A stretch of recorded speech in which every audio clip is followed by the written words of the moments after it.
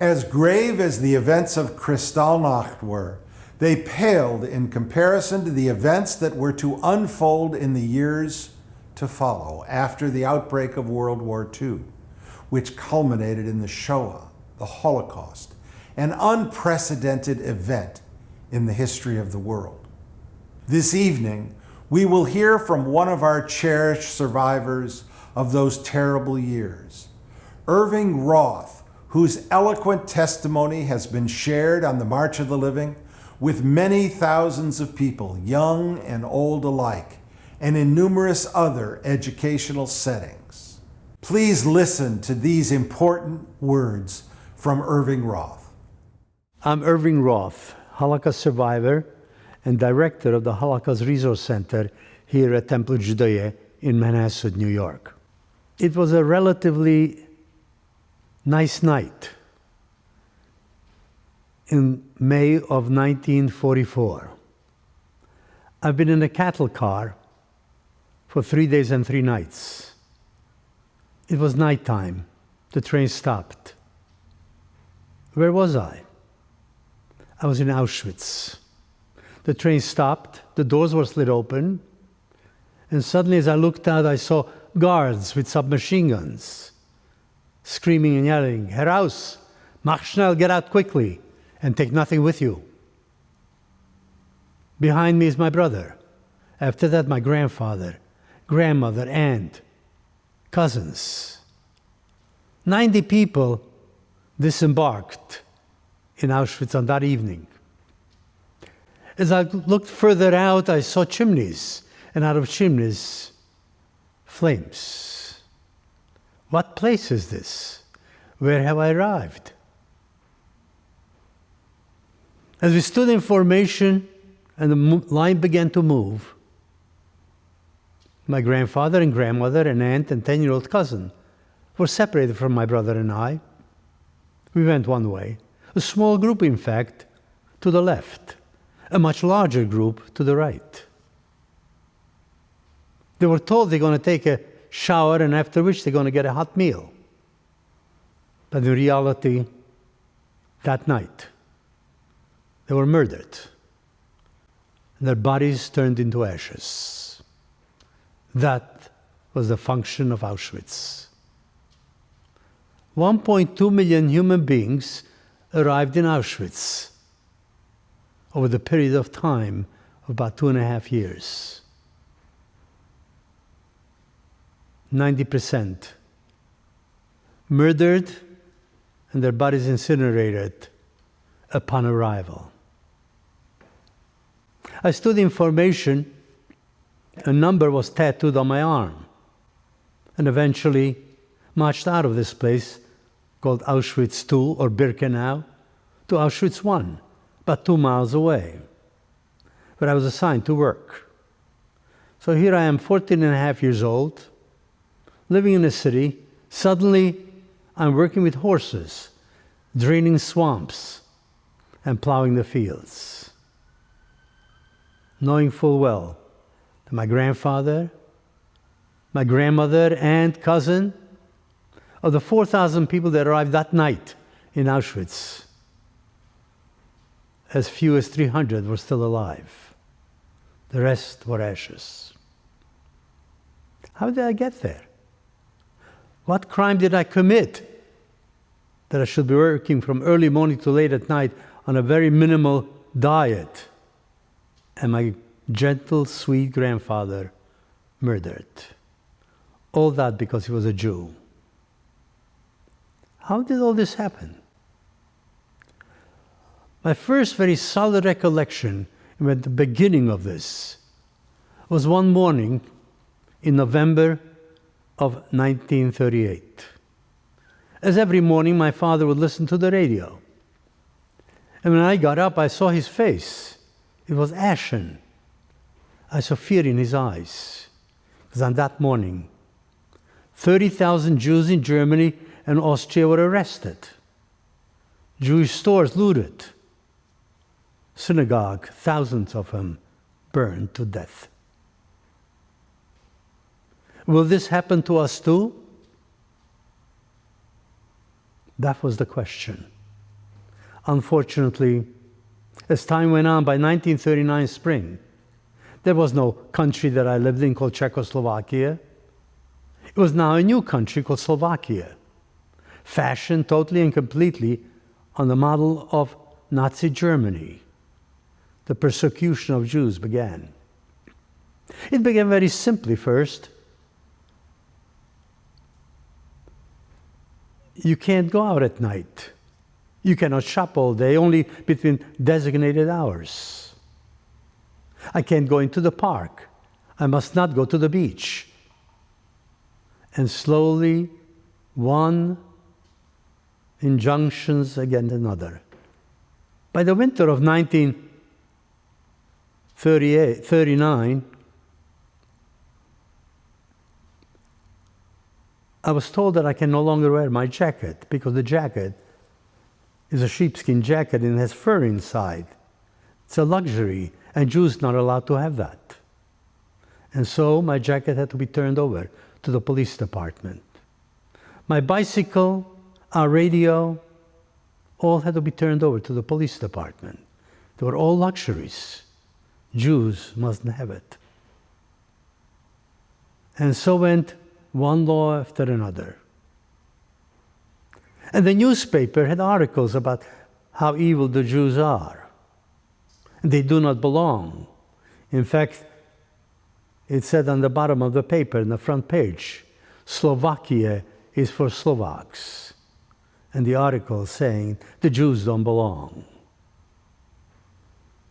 By 1940 September, I was still in school. I got up in the morning, the first day of school.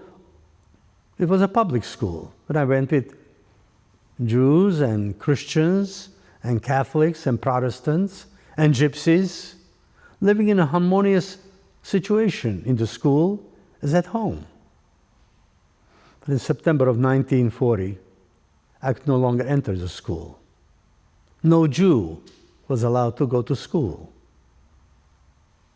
All Jewish students, whether they be kindergartners or college students, were thrown out of school. All Jewish teachers and professors were fired on that day. And so things get worse. And then comes a very important moment in my life, in the life of the family. My father had a lumber business. He produced railroad ties by the tens of thousands. But by 1940, Jews were no longer allowed to own a business. They were Aryanized, meaning no Jew was allowed to own it. And so my father, in his wisdom, decided that rather than wait until someone he doesn't know will take over his business, he asked one of his very good Christian friends, very close friend, to lend him his name and change the name of the company, transferred it over to his friend, and now it was no longer a Jewish business. Now it was a Christian business. And we continued living financially the same way as before. A few months go by, and one day, my father's friend comes to his office, asks my father, Joe, how is business? Great, says my father. I really appreciate you lending me your name so I can continue running it and make a living. Well, that's what I came to talk to you about, said my father's friend. After all, the sign outside is mine. The stationery has my name on it. In fact, it is my business. But I'm very happy the way you are running it. And so you are the new manager. But understand, I'm the owner. The transformation of people we knew, friends, neighbors. When I was in school, in the public school, one of the students in my class lived a few houses away from me. She was a lovely, pretty girl, and I used to carry her books. But at the end of 1939, she told me she no longer wants me to carry her books. She, in fact, doesn't want to talk to me anymore because I'm a Jew. Their father told her not to be friendly because it is socially unacceptable to be friendly with a Jew. And besides, the Jews are responsible for all the evil in the world. And so my life has changed. Still live in the same house, on the same street, but much more confined. I go now to a Jewish school with Jewish teachers. And so goes the livelihood of the Jews of Slovakia. By 1941,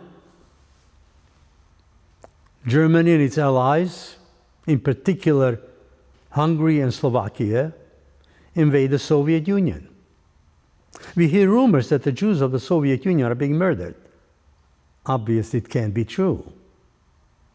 How would a cultured, intellectual country do such things? Inconceivable.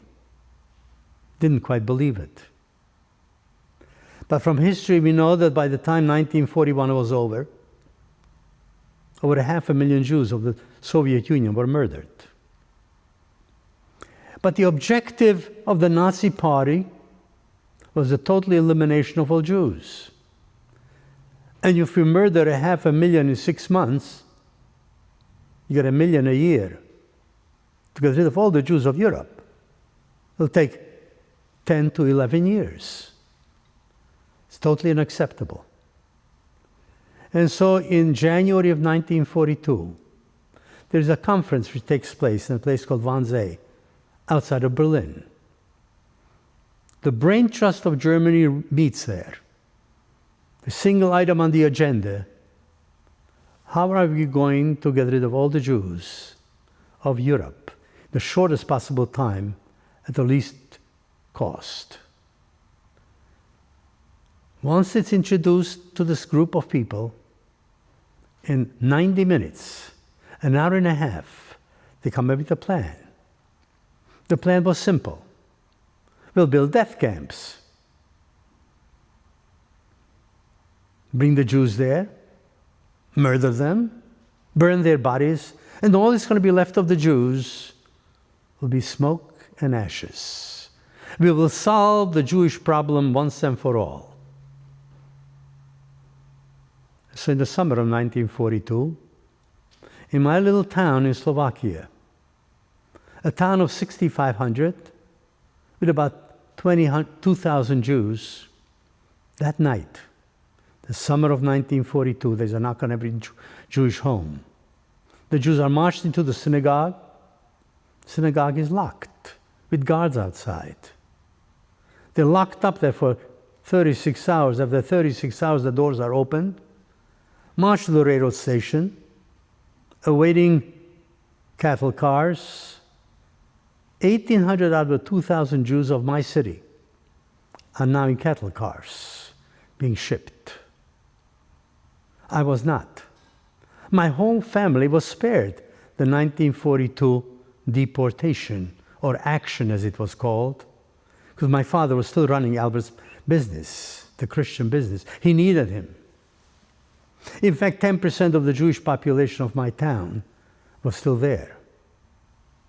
With all the restrictions, what's going to happen to us?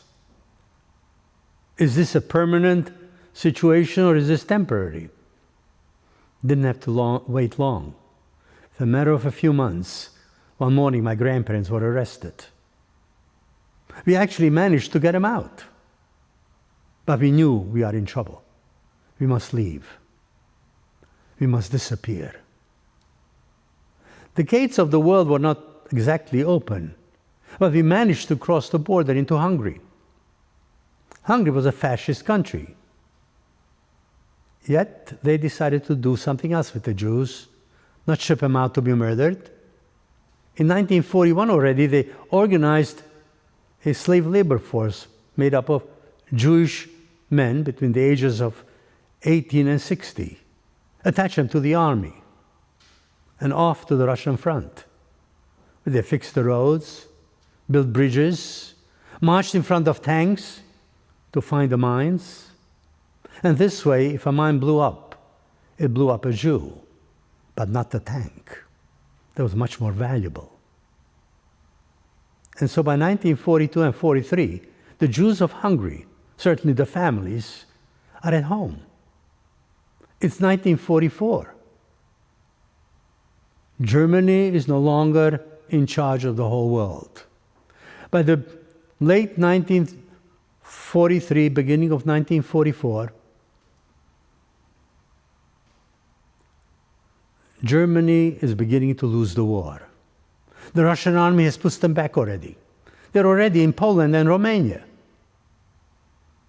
The invasion of France is going to take place momentarily.